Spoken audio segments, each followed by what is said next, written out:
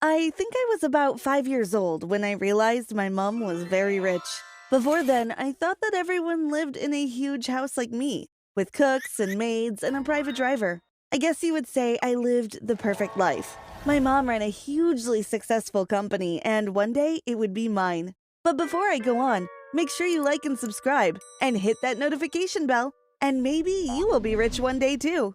My friends were always telling me how lucky I was. I agreed with them, to be honest. I had everything that money could buy, but there was something missing. My dad. Mom never wanted to talk about my dad. I only knew that she had kicked him out of the house when I was about 2 years old, but I didn't know why. If I tried to bring up his name, Mom just changed the subject. I remember one time Mom got really angry. I was in the lounge and Mom was in the kitchen. My favorite song came on the television. I was singing at the top of my voice when Mom came running into the room. "Switch that television off, Jenna," she shouted. "You're just like your father." I looked at Mom in astonishment. She never shouted at me, and she definitely never mentioned my dad. "Why, Mom?" I asked. "He was a good-for-nothing musician, that's why," she said quietly. "I don't want you following in his footsteps." After that, I never sang in front of Mom again. I didn't stop singing, though. I would hide upstairs in my room and sing to my heart's content.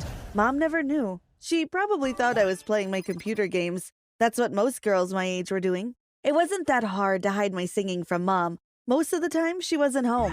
Her business was so successful, she spent all of her time there. Sometimes I wish she was like my friends' moms. They stayed home and baked cakes together. My mom never cooked me a meal. By the time she got home from work, I was usually already in bed. I knew that one day I would be working as many hours as Mom. I would be running her company.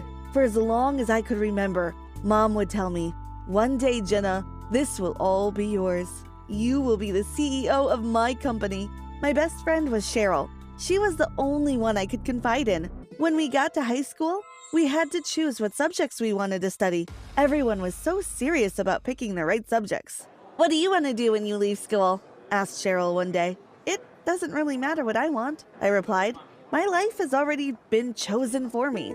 I will be going to work at Mom's company when I leave school." Sometimes I felt a bit sad that everything was planned for me, but I didn't say anything to my mom. I didn't want her to think I was ungrateful.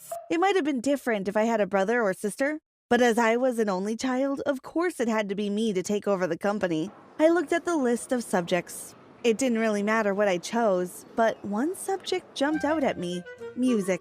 I put it down at the top of my list.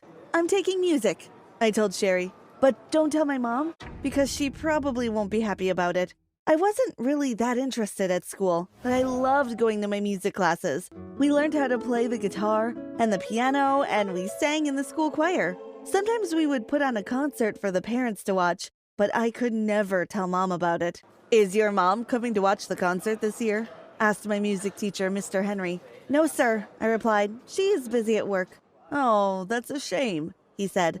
"I seem to remember she couldn't make it to the one last year either." The night of the school concert came, and I told Mom I was going to Cheryl's house for the evening.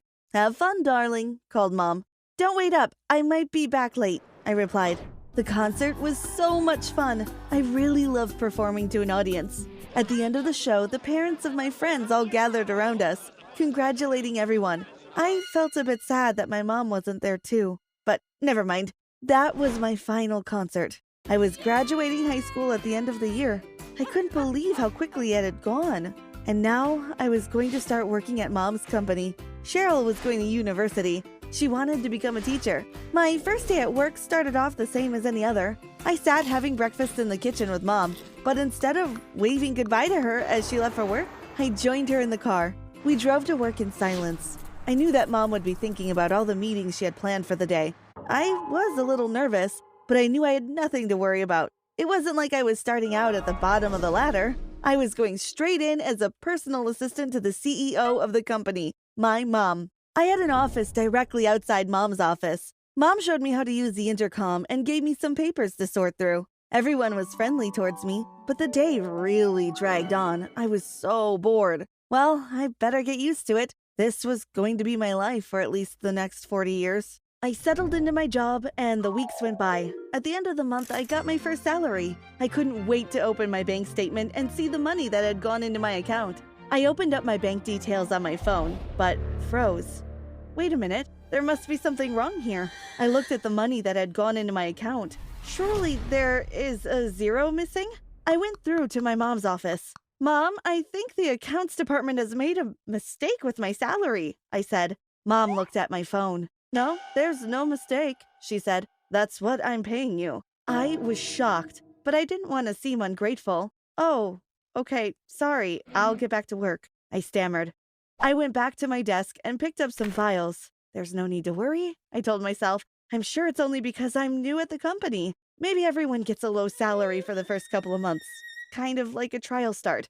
But the months went by, and my salary never increased. It was really starting to annoy me. I was the personal assistant to the CEO, and I was getting paid less than the tea and coffee girl downstairs. One night after a particularly difficult day at work, I just couldn't take it any longer. I went into Mom's office and confronted her. "When am I going to get a fair salary?" I asked. "Your salary is fair," she replied. "Are you kidding me?" I screamed. Then I lost my temper. "I hate you, and I hate this stupid job. I resign," I shouted. Mom didn't even try to stop me. Well, I had said it now, and I had to follow through with it. I grabbed my bag and stormed out of the building. Well, she needn't think I was going to be hanging around here any longer. I was going to move to another city. I packed my bags and left the house before Mom got home from work. I took the train to the next city. As I sat looking out of the train window, I thought about what I was going to do. I took out my phone and started searching through the adverts for accommodation. Eventually, I had found a place to stay, sharing with 3 girls, Kelly, Diane, and Lucy. The girls were really nice, and we soon were all getting along really well, laughing like we had known each other for years. "Do you have a boyfriend?" asked Diane. "No," I replied. "Well, we have lots of friends. I'm sure you will find someone soon," she said. "Oh, I need to find a job first," I said. "Well, the restaurant I work at is looking for a waitress," said Lucy. "Why don't you come tomorrow for an interview?"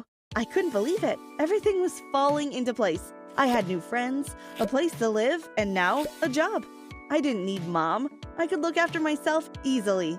But the next day, things didn't look quite so rosy. For a start, I burnt my toast for breakfast. I didn't know how to work the toaster. Who knew you had to set the dial at the correct number? I had never cooked for myself. I didn't know how to wash or iron, and as for cleaning the house, forget it. At first, the girls thought it was quite amusing that I couldn't do anything for myself, but then it started getting on their nerves. I knew that if I wanted to stay, I would have to teach myself all of these things. So that's what I did. I was so proud the first time I cooked them all a meal. It was only spaghetti bolognese, but it felt like a 5-star meal to me. Everything was great, except one thing. I didn't really earn enough money waitressing to keep me in the way I was used to living. I would need to get another job. But what else could I do? Then it came to me. I would go out busking in the evening. I bought myself a guitar and found a place on a busy street to stand. I began to play and sing. It wasn't long before a crowd was gathered around me. "You're really good," said a man as he threw some coins into my guitar case. I made quite a lot of money that night. I went there every evening, and every time I drew a big crowd. One night, as I finished my last song, a man came up to me. "I've been watching you all evening," he said. "My name is Dave. I'm a record producer. I would like you to come to my studio tomorrow for my partner to listen to you." I was so shocked. He handed me a card with his details. "Be there at 11 o'clock, he said as he walked away. When I got home, I told the girls all about it. "Be careful, Jenna," they said. "This could be a scam." They're probably right, but I'm still gonna give it a try, I thought. The next day, I went to the studio. I sang for Dave's partner, and much to my surprise, he offered me a contract. After that, my life was a complete whirlwind. My first song came out, and it sold millions of copies.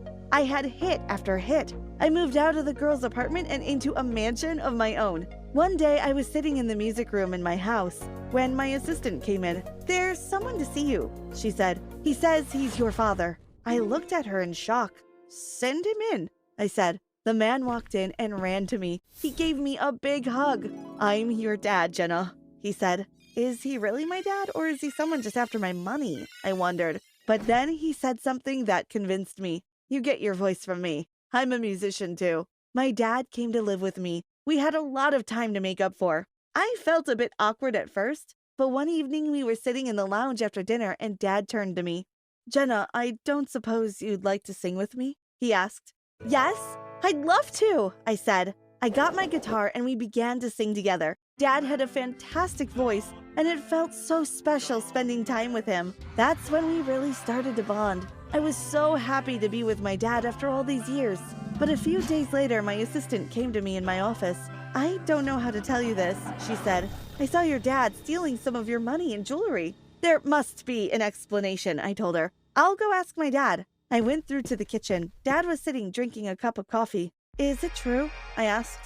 "Have you been stealing from me?" "You're just like your mother," he screamed. "I'm only taking what's rightfully mine. You owe me. Get out of my house," I shouted. "I never want to see you again." Dad left the house. At first, I was quite sad and lonely, but at least I had something to look forward to. The following week, I had my first concert. It was actually on Mom's birthday. As I sat there thinking about it, I began to think about my mom. I really missed her. I know, I'm going to send her an invitation to my concert. She probably won't come because she hates singing, but you never know, I thought. The night of the concert, I went out onto the stage. Thousands of people were there. I sang all of my hit songs. As the lights came on at the end of the show, I saw my mom at the front, clapping and waving and smiling at me. I asked my assistant to bring my mom to my dressing room. A few minutes later, she walked into the room. "I've missed you so much, Mom. I didn't think you would come," I said. "I wouldn't miss it for the world." "I'm so proud of you," she replied. I was happy, but a thought kept on nagging me. "Why didn't you pay me fairly when I worked for you?" I asked. "I did it for you," she said. "I knew you had always wanted to be a singer, but felt obligated to take over my company. I made you hate me so you would leave the company and follow your dreams."